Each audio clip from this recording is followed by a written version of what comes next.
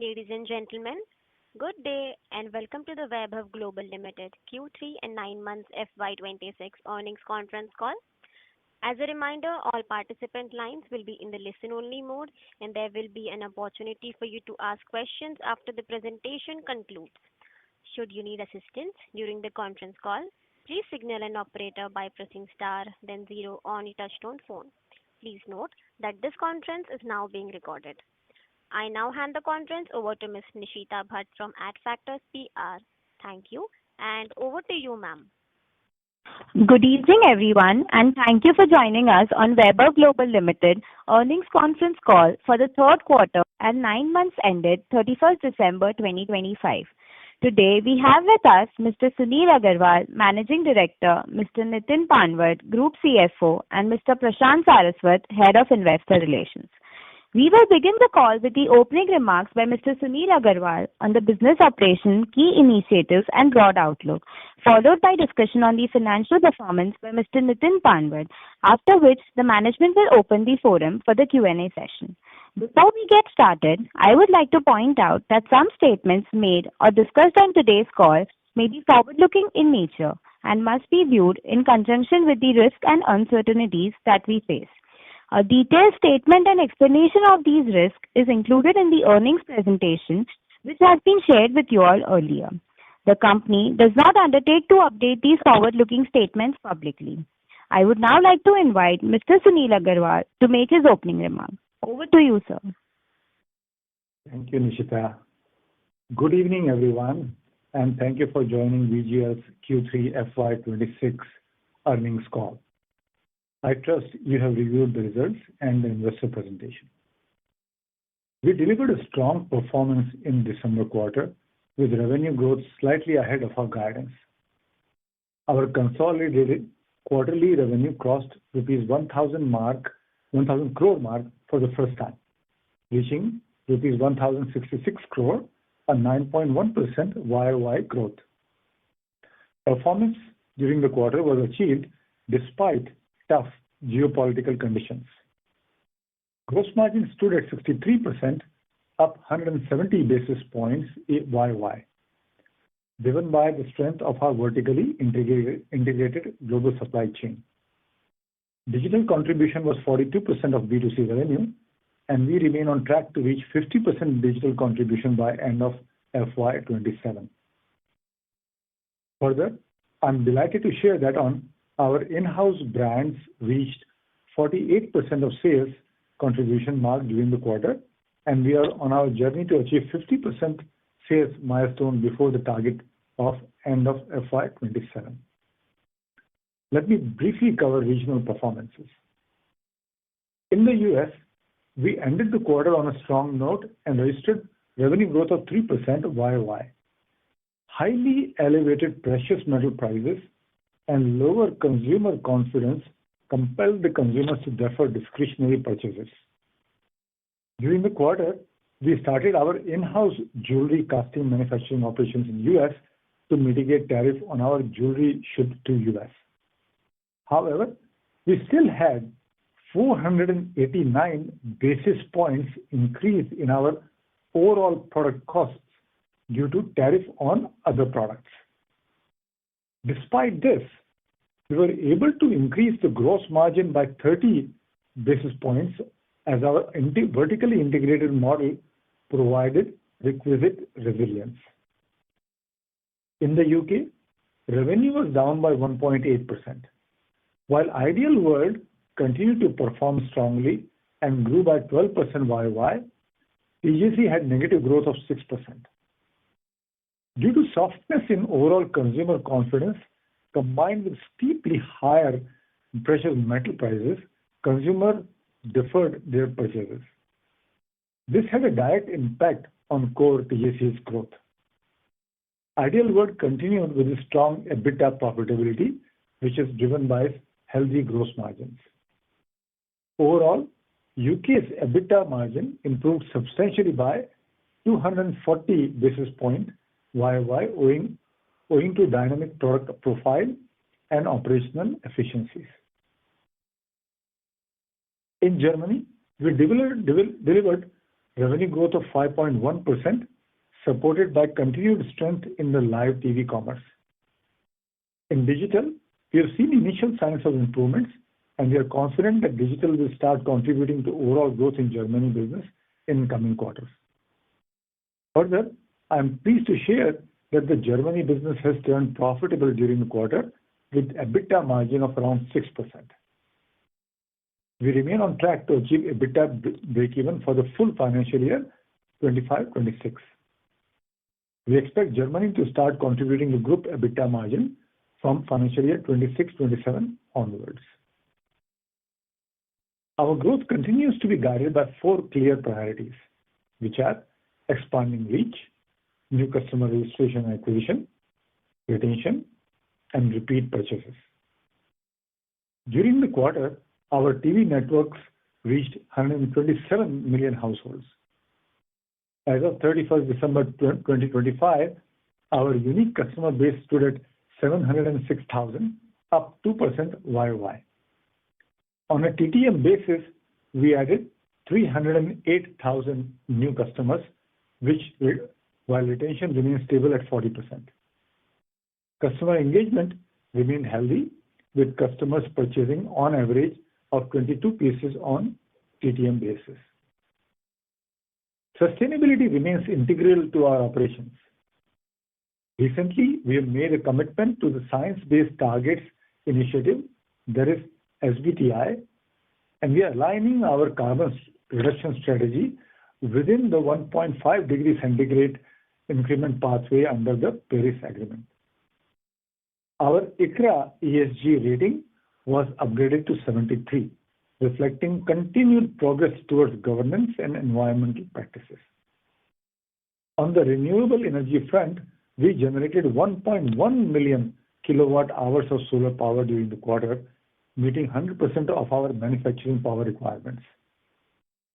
The VGL Group is now Great Place to Work certified across all geographies.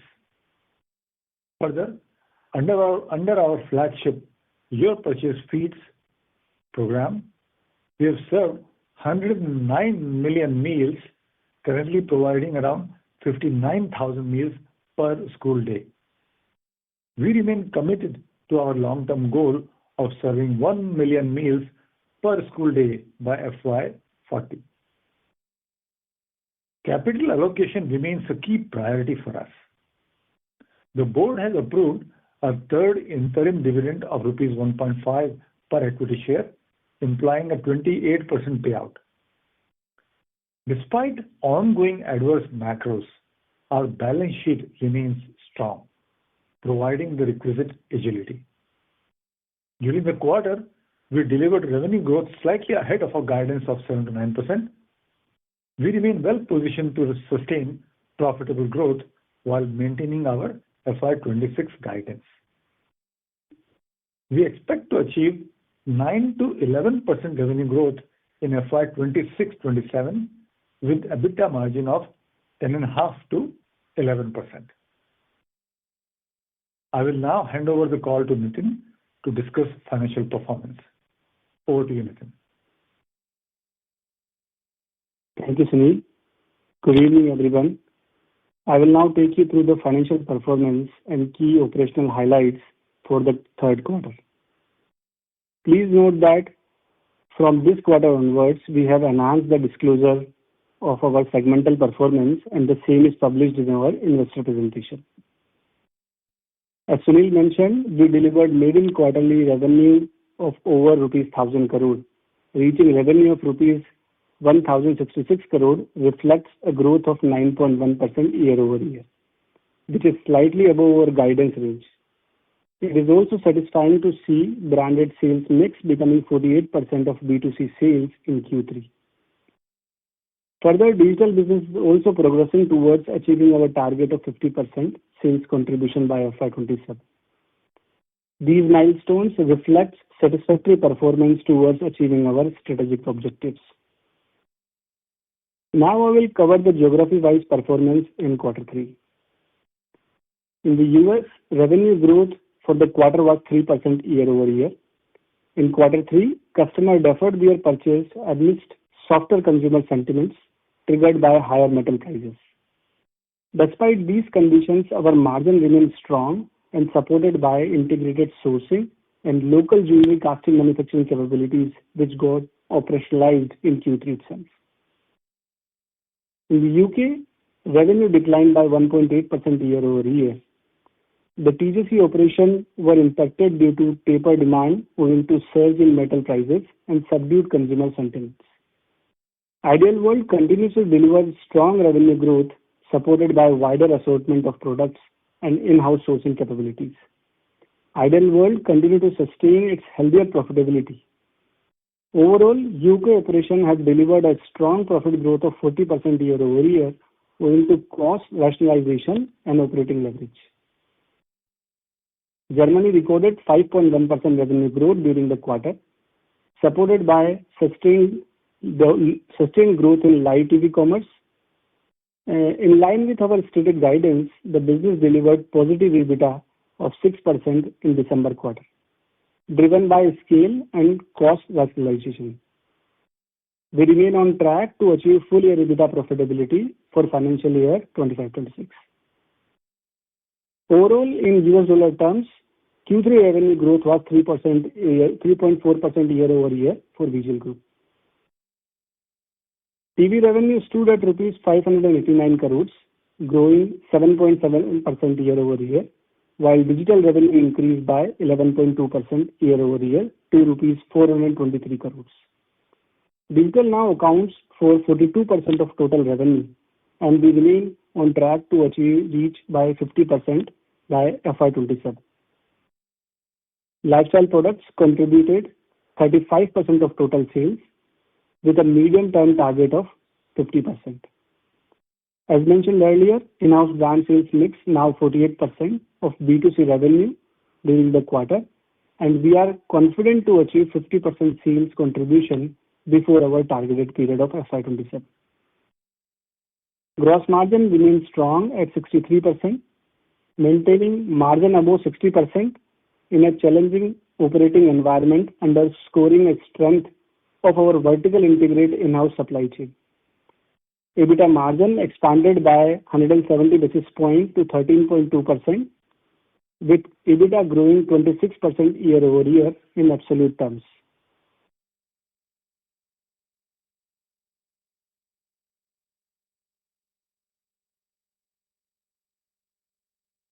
Margin expansion was driven by improved realization and operating leverage, led by 120 basis point improvement in employee cost, 60 basis point improvement in airtime cost.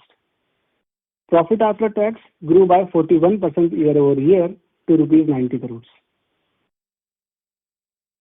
The business continued to generate healthy cash flows. Operating cash flow stood at rupees 160 crores and free cash flow at 143 crores. The balance sheet remains strong with net cash position of 213 crores, reflecting prudent capital management and liquidity strength. ROCE improved to 21%, while ROE stood at 15%, indicating continued improvement in our returns ratio. The board has approved an interim dividend of rupees 1.5 per equity share, reflecting a balanced approach to capital allocation while maintaining adequate liquidity. In view of the prevailing operating environment, we remain well positioned to sustain our profitable growth while maintaining our FY26 guidance and expect to achieve 9 to 11% revenue growth for FY27 with EBITDA margin of 10.5 to 11%. Thank you, and over to you, moderator. We may now open the lines for Q&A.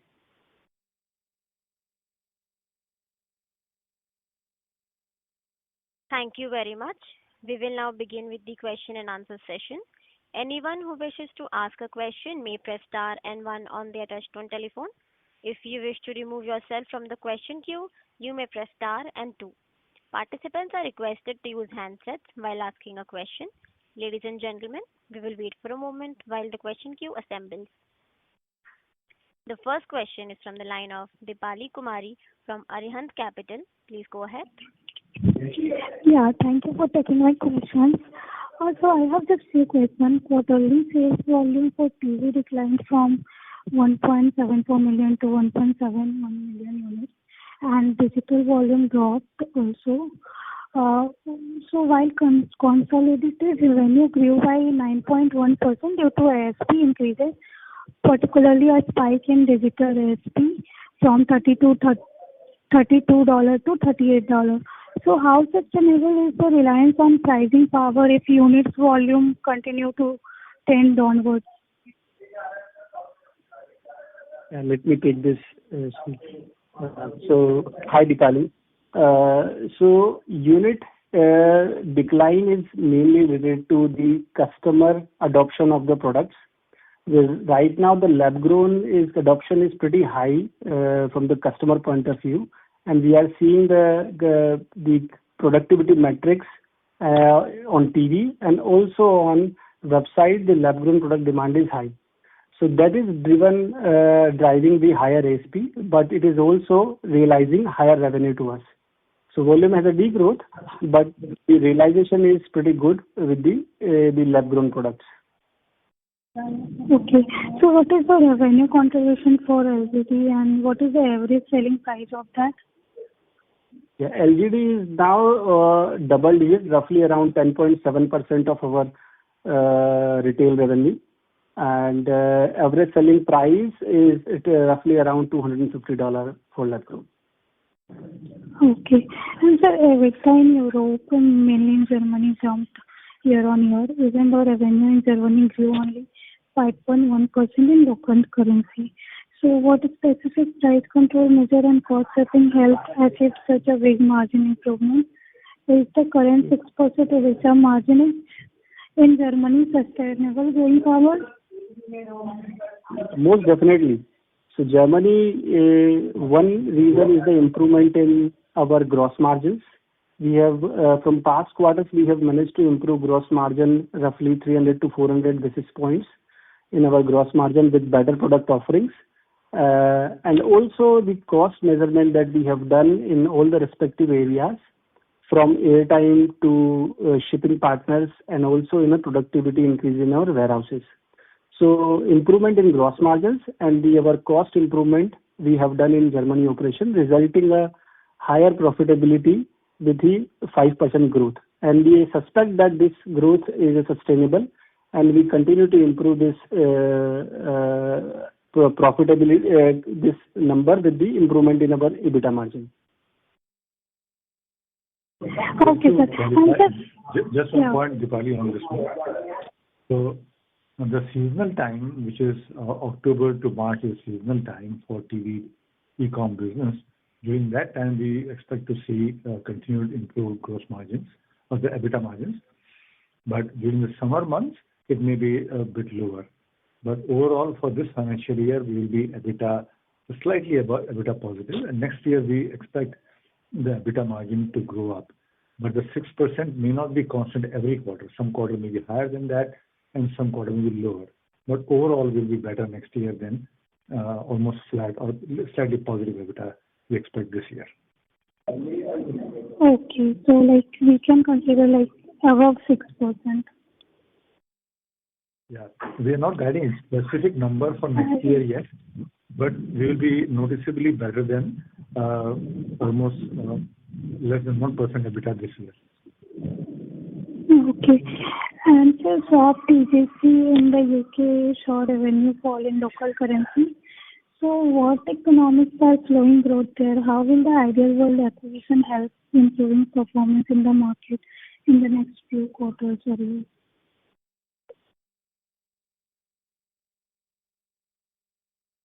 You want to take it? Yeah, sure.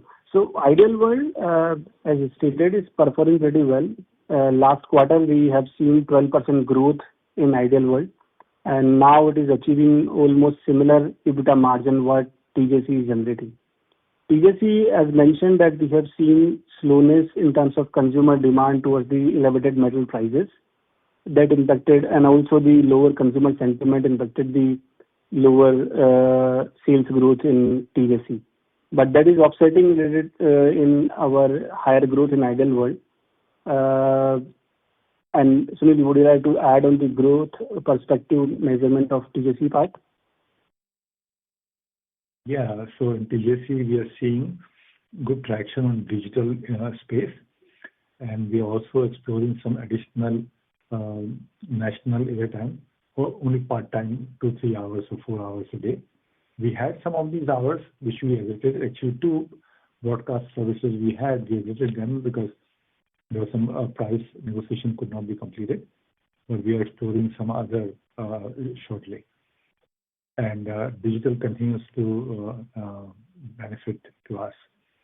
And the cord cutting in UK is much slower than US. So we expect the TV to continue to add value to our business, or the growth to our business in coming quarters and years, foreseeable future. Okay, sir. And sir, your Jaipur plant, do you have any plan to increase factory utilization? The jewelry manufacturing is a low capex model. So even if we need to increase the production capacity for future growth, we can do that with very little capex. And currently, it is very optimized from people point of view, from equipment point of view. Okay, sir, got it. Thank you.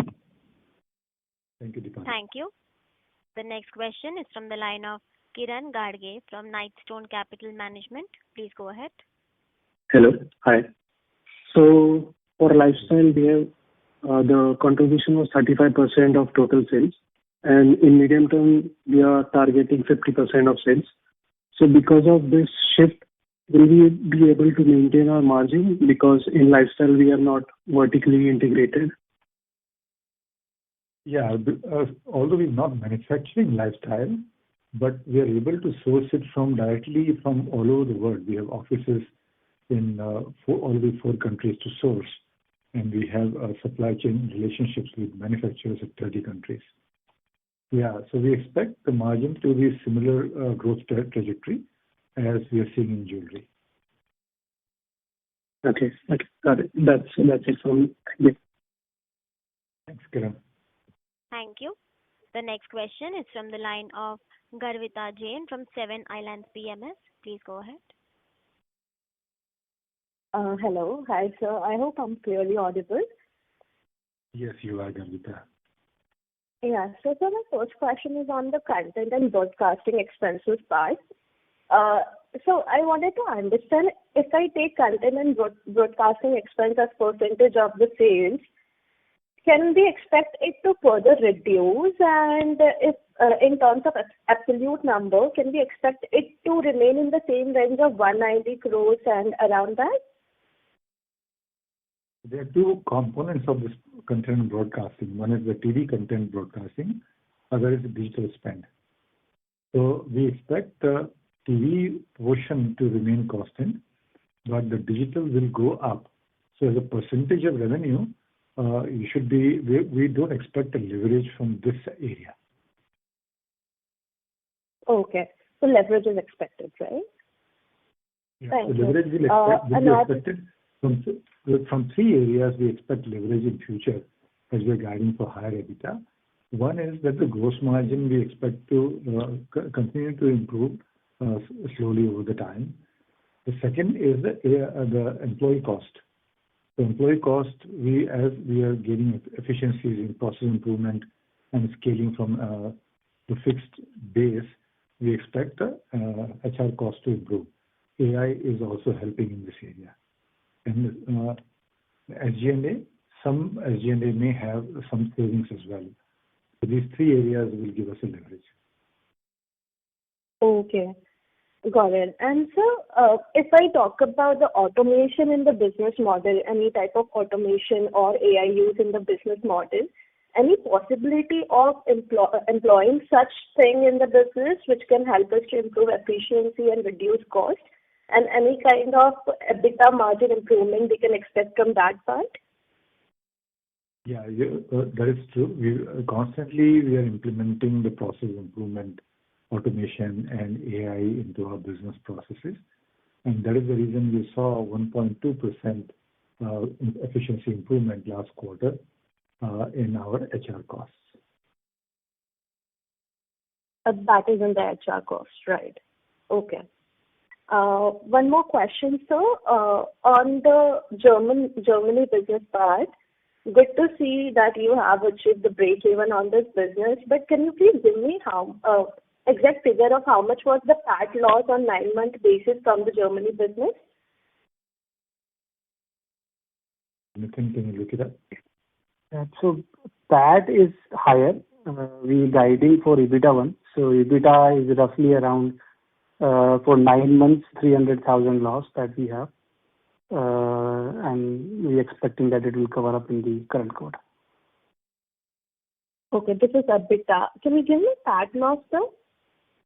PAT is not significant because major cost is the interest, which is intercompany interest, not a third party. So it is an intercompany cost. Okay, that's fine. And so can you give me some kind of guidance on a Germany business in terms of the revenue guidance and profitability that we can expect for FY27? Yeah, so overall revenue guidance we are giving for next financial year to be 9 to 11%, and that incorporates all the businesses that we have. Now, from the EBITDA point of view, we gave the guidance that next financial year, Germany will start contributing to group EBITDA. Current financial year, it will be flat or slightly positive EBITDA, but next year it will start contributing. Still, the macro environment is still a bit uncertain, so we are not giving specific guidance of specific business unit. But overall EBITDA guidance we are giving for next year is 10.5 to 11%. In fact, this is the first time we are giving EBITDA range guidance in our investor calls. But that's for overall business. Okay, I get it. One more question, sir. Because of with the increase in the... Can you please rejoin the queue for follow-up questions? One last question, if you can allow, please. Sorry, ma'am. Can you please rejoin the queue as there are more participants left in the queue? Okay, no issue. Thank you. Thank you.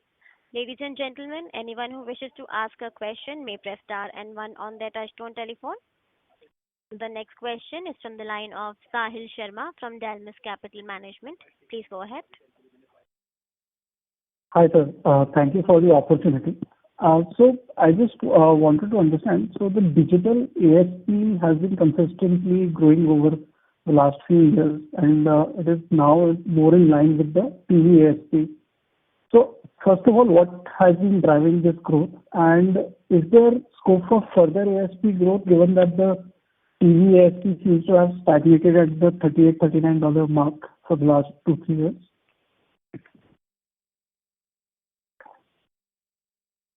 Yeah.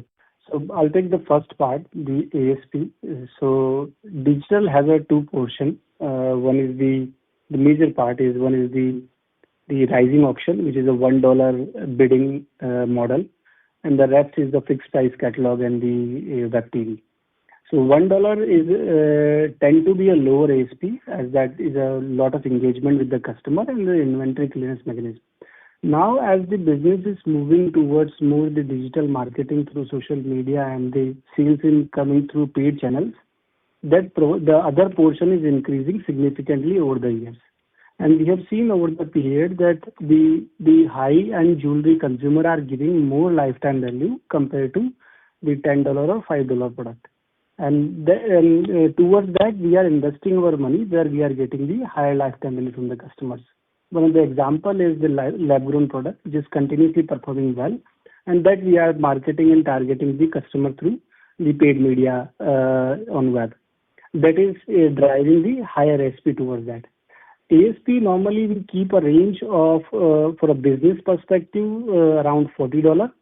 But we are targeting based on the profitability of the customers. So right now we cannot guide on where the price will fall of digital consumer, but it will be on the profitability side wherever we would like, the customer is giving more value.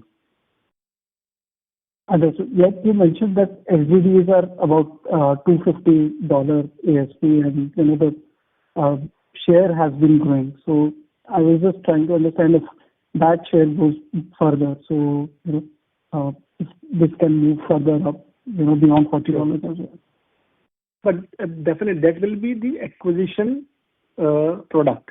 But then the repeat will come that with the different offerings from jewelry to lifestyle products. That will have the lower selling price. So not necessary that if the price is $250, it will remain same. The different product bouquet we have from $5 to $1,000 with 30,000 different SKUs. So that's where the average price becomes low. Understood. And what was the revenue from the OTT channel this time in Q3? I think that number was missing in the presentation. It is not with me right now, but Prashant will come back to you on the OTT numbers. Okay. And so how are we seeing the conversion trend in the OTT channel? We were making a lot of investments in that channel. So is that investment trend continuing, and how is the conversion trend that you're seeing there? Sunil, would you like to take this? Yeah, so we're continuing to make the investments. There are two reasons for that. We are seeing the audience migrating a lot towards OTT channels. There is a Fire TV, Roku, the Samsung TV, or Hulu TV. There's so many of different platforms. In fact, the OTT viewership right now is almost 4 times the linear TV viewership in the US. So we are continuing to make investments, and we are seeing the lifetime value of OTT customer much higher than TV customer also. The challenge in OTT is once you get customer to download through paid media, once they download, it is difficult to retarget that customer because the OTT ecosystem is not as evolved as the mobile app or the online system is. We are continuing to explore more and more advertising options and continue to explore those areas. The revenue continues to improve YOY. I don't have the exact number, but we are continuing to make the investment and continuing to expand in that area.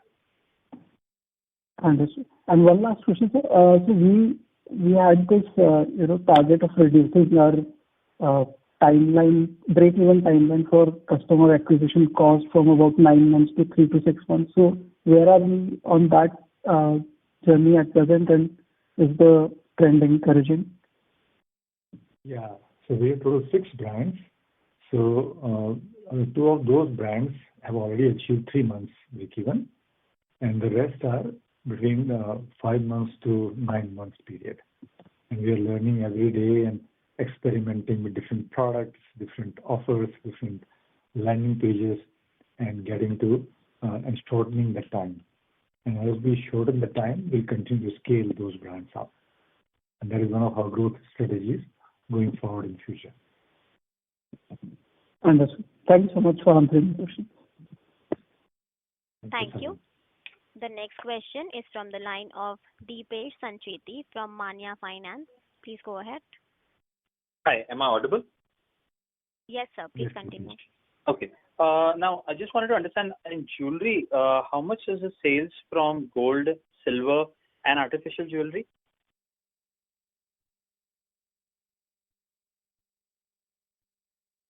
Hello. Hi, Deepesh. So plain gold, we don't have much. Majorly, we do the casted jewelry, studded gemstone or diamond or lab-grown product. Plain gold, as our guardrail of keeping the margin 60 and above, doesn't need. So we don't do, unless there's a designer jewelry, we do that part. But the margin guardrail, just that product normally do not need. So that is why the proportion is comparatively very low compared to our major product is gemstone jewelry.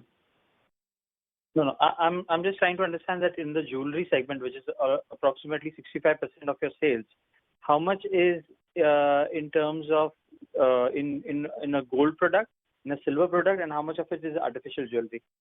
And does that all have the same margins or not?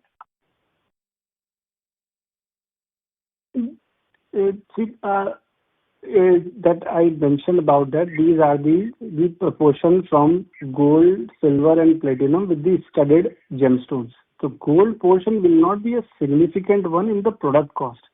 So we target based on the different gemstones. So we don't have right now that how much gold portion will have on those products, but the major part is mostly gemstones. How much of your products, I mean, even in studded, how much of it is done in gold, how much of it is done in silver, how much of it is done in platinum, if you can have that have the bifurcation? Got it now. Yeah, So majority of the product, yeah. Yeah. Dipesh, I can give you rough numbers. I don't have the exact breakup, but approximately 70% of our jewelry would have silver, gold, or platinum component up to it. And by value, I'm saying. And the 30% would be base metal. There is brass or copper or stainless steel. Great. That's it. That's good enough. Yeah, that's just a rough number. So what Nitin can do is to get the data more detailed and get that out to you later. I think we can contact the IR for that to have the exact numbers if you can have. Sure, yeah. Prashant will arrange for you. Great. And just wanted to understand also the US exports. Is it going fine? Because you had mentioned that, you are casting over there, getting it here, finishing and going back with only 5.5%, I think what you mentioned last con call. So is that working well, or are we facing any duty challenges?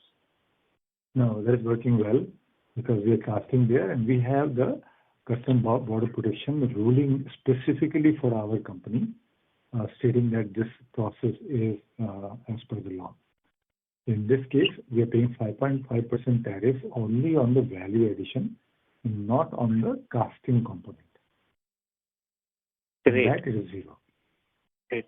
And your lab grown is done mainly in gold or in every metal, in every precious metal? Pretty much every precious metal, silver, gold, platinum, everything. Silver, gold, platinum. Okay. Are you seeing any traction more in silver? Because a lot of because of the high gold prices, a lot of lab-grown jewelry has started coming into silver. Are you seeing that kind of traction, or it's working well in all the three metals? For us, it's more platinum and silver. Gold velocity actually reduced after prices shooting up. Now silver has recently shot up exponentially. So we don't know how the silver with the new prices fare up in lab grown. But right now it's doing well. But going forward, we don't know. So what we're doing is testing into more different metals, like base metal with a lower carat weight, lab grown, and see how that consumer takes up. So we constantly bring new product, Dipesh, 100 new products every day. There's a very high velocity of experimentation, testing, and then new product coming to customers. Great. And is this new FTA which has been signed by between EU and India? How are we as a company exploring that opportunity? Because apart from definitely this, we are focused in the other part of EU. That's why. Yes. So we'll save 4% on our jewelry export from India to Germany. So that will definitely benefit us. Okay, that will add to our margin directly. Is that a right assessment? Correct. It will. Great. And if you can just give us a ROE going forward. Sorry to interrupt, Mr. Deepesh, but I will have to ask you. Just the ROE figure, because Sorry, sir, can you please rejoin the queue for more questions as there are more participants in the queue? Okay, no problem. Thank you. The next question is from the line of Lakshmi Narayan from Tunga Investments. Please go ahead. Yeah, thank you. When I look at your unique customer growth, I see the growth has been 2% for the 9 months across. Just want to understand which geographies the growth has been positive and which geographies the growth has been negative. And if you can actually give some idea of whether it is on the lifestyle or in the jewelry. I just want to understand that particular part.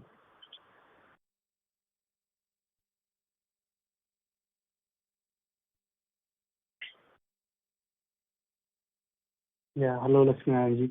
So we are seeing the good improvement in TJ in UK. Just digital customers adoption is pretty high over there. Ideal World remain flat, and also Germany remain flat. Mainly, we are seeing some low customer in US as the strategy of acquisition on digital customers. We have moved from low price point to slightly higher price point customers. So that's where the unique customers were lower. Initially, we acquired a lot of digital customers through $10 to $30 price point, but we have realized later that those customers are not giving value as we anticipated, and we are seeing that more high-end customers giving more value. So that's where we have seen last 12 months TTM basis, unique customers are lower on US side. On the US, again, there are two ways to think, right? One is lifestyle, one is jewelry. Another way is digital and non-digital. Where do you see the decline in unique customers in the US market? Which segment of this? So digital customers, mainly we have seen the change in past 1 year, as the customer inflow was very high, and mostly jewelry product we were targeting to acquire those customers and in 1 year back, and that is now reduced after the changing of strategy to higher price point targeting. So mainly a US jewelry customer. And what is your outlook in terms of that unique customer growth? Broadly, what is the internal thought process for FY27? Do you intend to keep the US unique customer growth at somewhere like mid-single digits, or how are you thinking about it? We mainly target as the profitability of the customers, rather targeting number of customer, targeting quality of customers. So not a specific number, but more a quality of customer we are targeting. Good. The second question is that if you look at the last 9 months, any specific projects or something which you have actually initiated and that have actually done pretty good for us? Anything you'd like to call out the last 6 months, last 9 months, where you see either benefits have already come or you think benefits will come actually down the line, which you haven't done the previous year? There's so many initiatives just to cite. Anything you would like to call out in priority, like 2 or 3 things which you think are... There's one pure D2C brand called Rachel Galley that we started 4 years ago. So last quarter, we were able to see the good traction on lab-grown diamond and a couple of other jewelry products. And then we scaled up the spend and were able to triple the revenue within that brand. Now, it's a very small base, so that overall it doesn't come up in those numbers. But there is a proof of concept that on digital space, if we are able to crack the code, there is a room to scale up the revenue pretty rapidly. And that we saw with Rachel Galley. Now, we're putting up AI initiatives on different places. For example, AI chatbots, so all the text responses are generated by AI. The email responses are generated by AI. Even the voice response now, we're testing with 10% customer in US. The voice response is by AI. We're using AI for creating our TV schedules. Our calendar is getting done by AI. We have CRO GPT within our business in US. So any question for internal data, we can ask in natural language and get the answer now. At multiple levels, we are implementing AI. The content and everything everybody does, but these are more high value added AI use cases in the organization. Warehouse automation, not automation, process improvement in US especially has led to lower operation costs. Now US is running with 320 people at higher revenue, which used to be 500 people 3 years ago at lower revenue. So we're seeing a lot of different areas and initiatives and different places that is bearing One initiative that you've asked, and I'm just sharing with you, there's a concept called zero distance. The Chinese term called Wen and Hei, held by higher founder Zhang Rumin. And last month I went to China to meet him.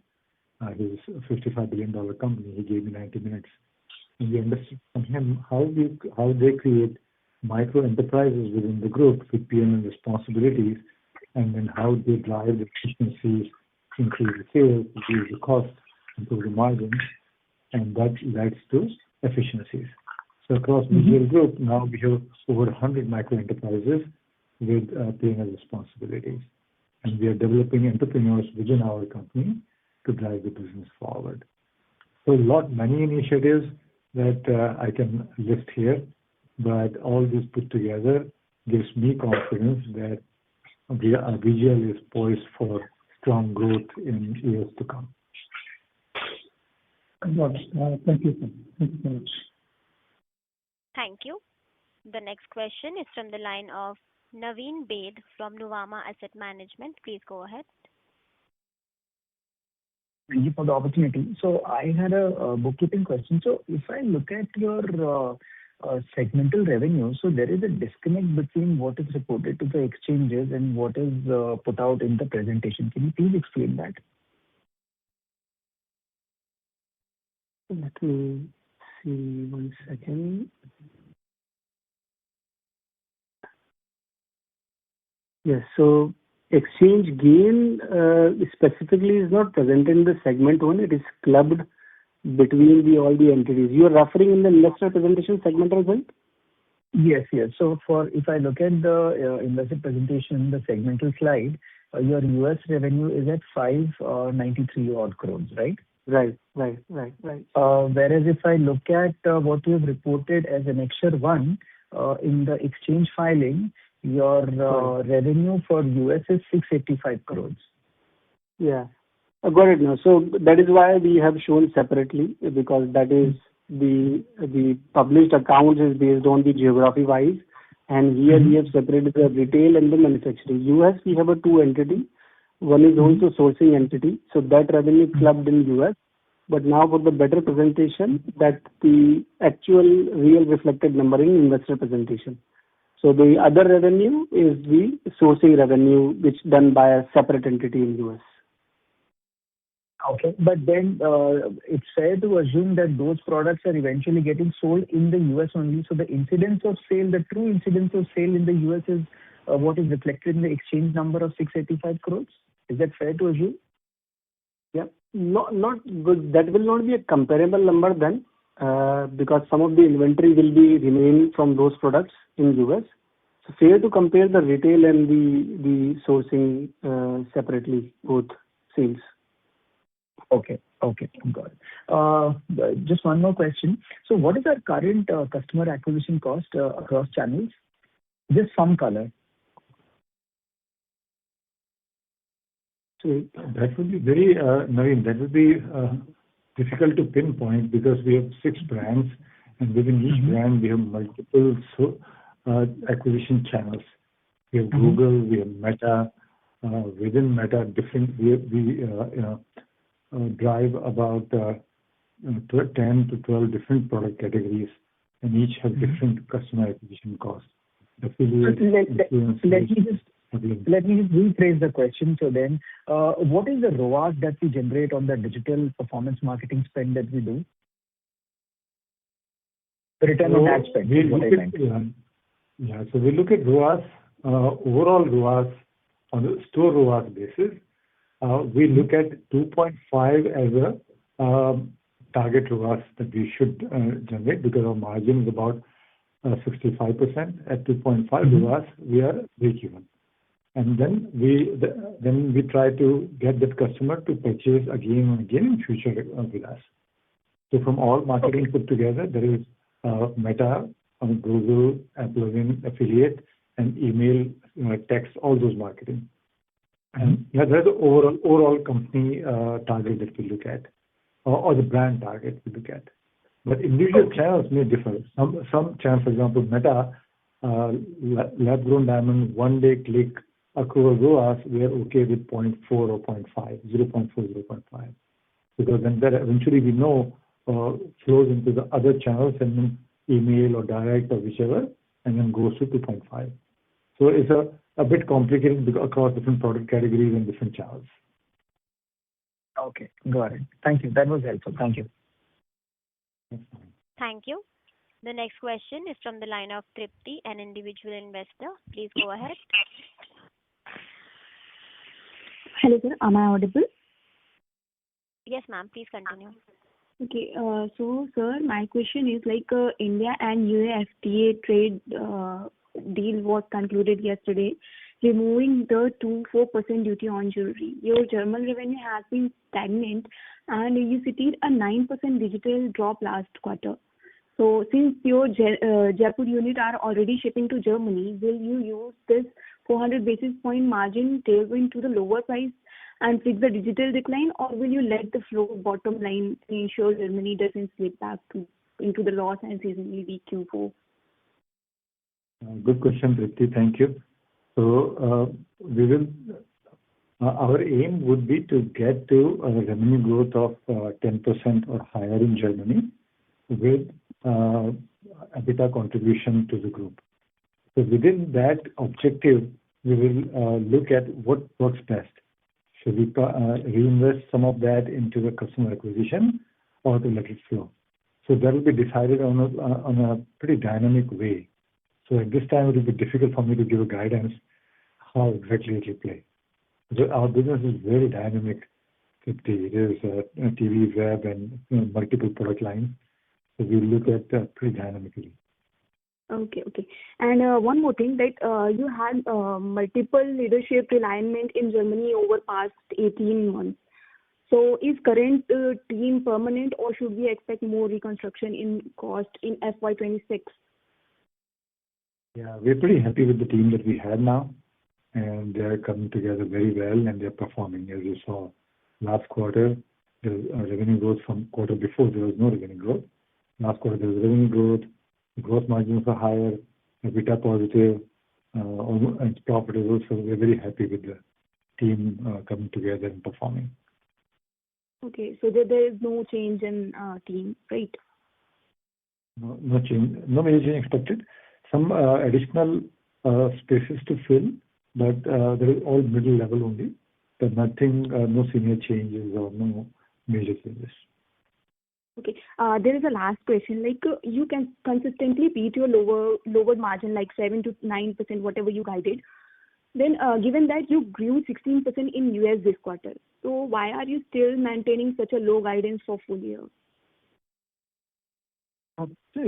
For first part, I'll take some. So Tripti, so US growth 16% is not apple-to-apple comparison, because that includes the sourcing unit growth. But you can refer the investor presentation. That will be the better in line with the comparable number. So US in past quarter, we have a growth of 8.7% in local currency terms. That is the more comparable number. Rupee terms. This is rupee terms. In rupees terms. Yeah. And before next year, we are guiding that 9 to 11%. So that is definitely the other initiatives helping, and that is why we are guiding the higher number for the next year. Okay, thank you so much. Thank you. The next question is from the line of Deepesh Sancheti from Manya Finance. Please go ahead. Yeah, a couple of questions from here. Can you hear me first? Yes, Deepesh. Yeah. What is the labor code impact on our company in this quarter? Yeah, I'll take that. So the labor code impact was not a significant, around 1.7 crores. So that we have accounted in our employee cost. Okay. And going forward, what is your ROE expectations? Because in 9 months, you've done ROE of about 15%. And in 2022, we were above 20%, 23, 32, that kind of a number. So when do you see that number actually going to 23, from 15 to 2023?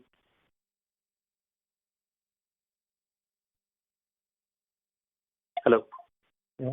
So, yeah, Dipesh, difficult to guide the exact timeline for that, but what I expect that we already given the guidance for next quarter for the EBITDA number, and we don't foresee a major capex, except some in U.K., but nothing exceptional capex.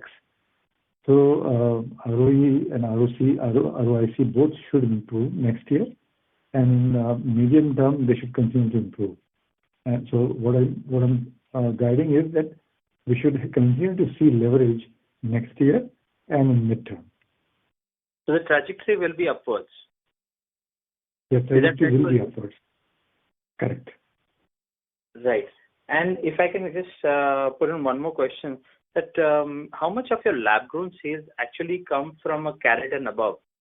Because that's where the real margin would be, I'm assuming.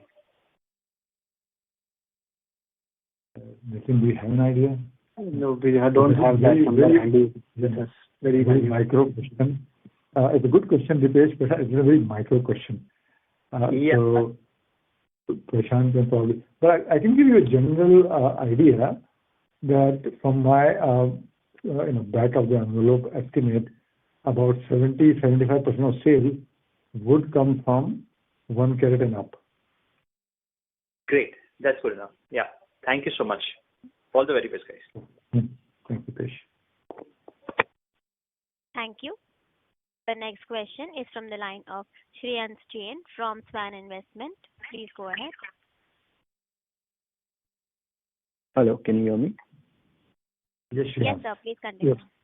Yeah. So my first question is, when you're guiding for 9 to 11% of top line growth, what sort of INR depreciation are we building in this guidance?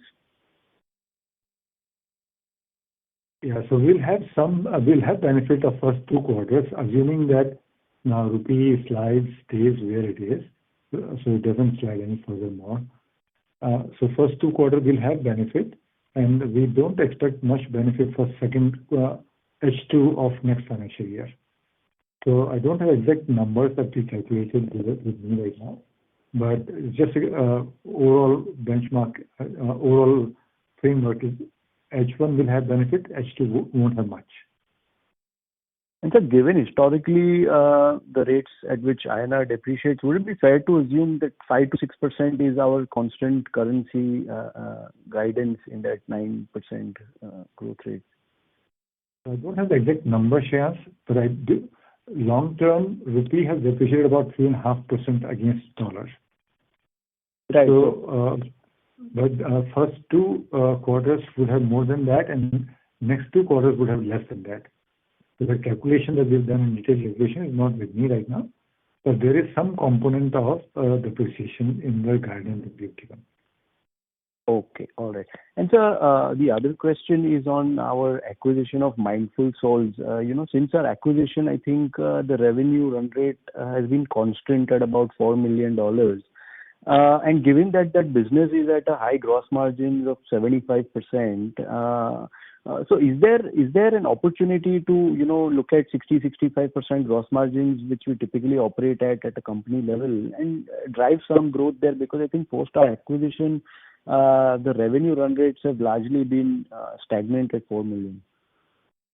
Yeah, good observation. So the main reason for revenue stagnation is the digital cost, customer acquisition cost, and we want to limit it to certain percentage of revenue. Beyond that, it becomes not a profitable business.